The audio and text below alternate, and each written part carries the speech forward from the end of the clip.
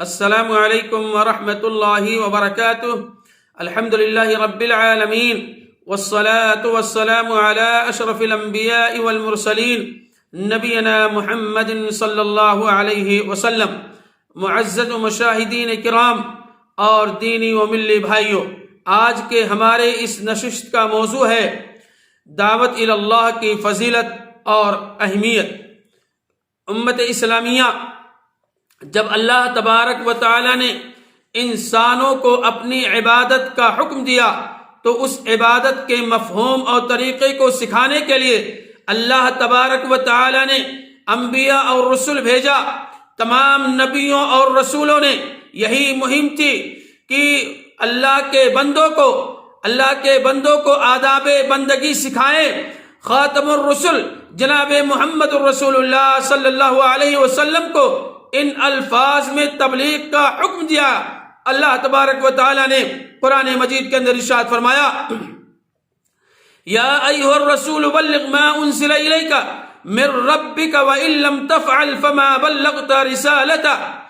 اے رسول جناب محمد رسول اللہ صلی اللہ علیہ وسلم، جو کچھ آپ کی طرف آپ کے رب کے جانب سے نازل کیا گیا ہے پہنچا دیجئے۔ اگر آپ نے ایسا نہیں کیا تو آپ نے اللہ کی رسالت ادا نہیں کی، بلکہ اللہ رب العالمین نے یہ گواہی دی ہے کہ سب سے بہتر بات اس کی ہے، سب سے اچھی بات اس کی ہے جو اللہ کا پیغام اللہ تبارک و تعالی کے بندوں تک پہنچائے۔ اللہ رب العالمین نے قرآن مجید کے اندر ارشاد فرمایا، وَمَنْ أَحْسَنُ قَوْلًا مِّمَّنْ دَعَا إِلَى اللَّهِ وَعَمِلَ صَالِحًا وَقَالَ إِنَّنِي مِنَ الْمُسْلِمِينَ۔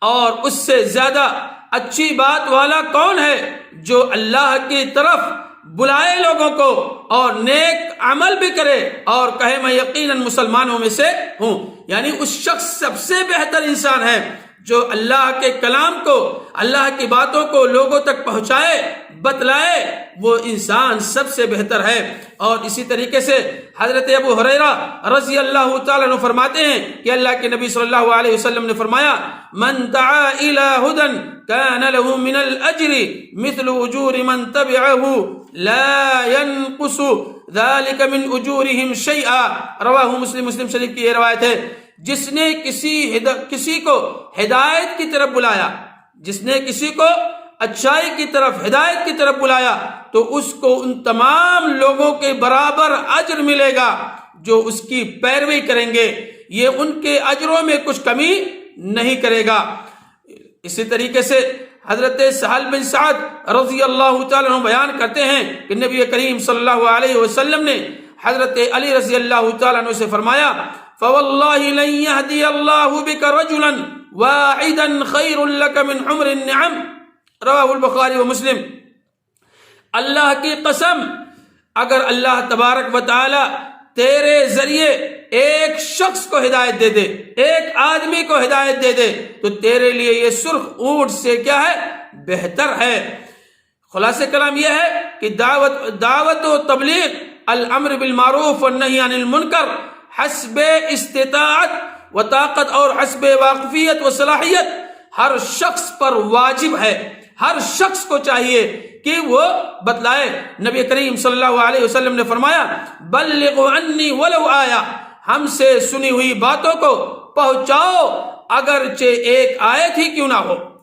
یعنی اگر ایک آیت ہی ہے تو اس کو تم کیا کرو؟ لوگوں تک پہنچاؤ۔ یہاں ہمیں یہ بات ذہن نشین کر لینی چاہیے کہ ہم وہی باتیں دوسروں تک پہنچائیں گے، ہم وہی باتیں دوسروں تک بتلائیں گے جس کا ہمیں صحیح علم ہو۔ اگر صحیح علم نہیں ہے تو ہم وہ چیزیں نہیں بتلائیں گے۔ اور جہالت پر مبنی دعوت دینا اللہ اور اس کے رسول کے خلاف ہے۔ علم بغاوت بلند کرنا، اللہ تبارک تعالی ہم سب مسلمانوں کو حق پر چلنے اور حق کی دعوت دینے کی توفیق عطا فرما۔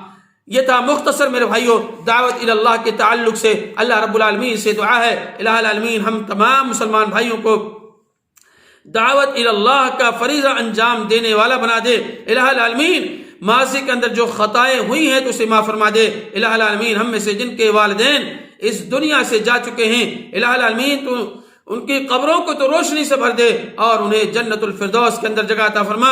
الہ العالمین ہم میں سے جن کے والدین زندہ ہیں تو ہمیں توفیق دے، ہمیں ہدایت دے کہ ہم اپنے والدین کی زیادہ سے زیادہ خدمت کر کے اپنے آپ کو جنت کا مستحق بنا لیں۔ ربنا تقبل منا انك انت السميع العليم وتب علينا انك انت التواب الرحيم۔ السلام علیکم ورحمۃ اللہ وبرکاتہ۔